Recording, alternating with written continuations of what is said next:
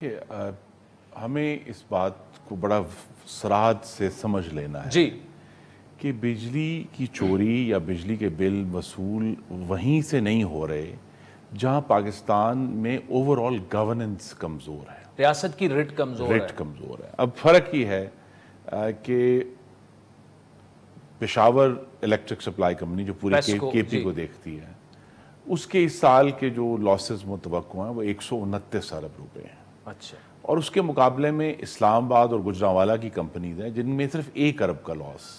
اب کہاں 129 کہاں 1 ارب، تو لہٰذا کمپنیوں میں بہت فرق ہے ان کی پرفارمنس میں۔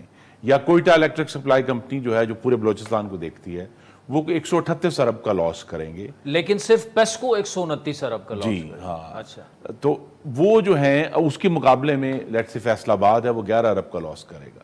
تو لہٰذا اور وہ ٹرانسمیشن اینڈ ڈسٹریبیوشن لاسز بھی ہیں، کچھ ٹیکنیکل لاسز بھی ہیں۔ تو لہٰذا ایشو یہ ہے جو گورننس کا ایشو ہے کہ بھی ان علاقوں میں چاہے وہ پشاور کے مساوات ہیں، چاہے وہ بنو ہے، ڈیرہ اسماعیل خان ہے، بہت سارے علاقے ہیں، بلوچستان کے بہت بڑے بڑے علاقے ہیں، سکر ہے، حیدرآباد ہے، وہاں سے بل کس طرح لینے ہیں۔ اور یہ اگر آسان ہوتا تو پچھلی حکومتیں کر چکی ہوتی۔ ہمارے آگے بھی یہی پرابلم تھی کہ چونکہ اس میں ایک بہت واضح صوبائی فرق نظر آ رہا ہے ان لاسز میں اور چوری میں، تو لہذا وہ ایک سیاسی ایشو بھی بنتا ہے، ایک آئینی ایشو بھی بن جاتا ہے کہ جی آپ ان علاقوں کو کیوں ٹارگٹ کر رہے ہیں۔ بھی جہاں بڑے نمبرز تو بڑے کلیئر ہیں، وہ تو جھوٹ نہیں بولتے، وہ نمبرز کلیئر ہیں کہ کہاں کمی آ رہی ہے، کہاں سے بل وصول نہیں ہو رہے، کہاں چوری ہو رہی ہے۔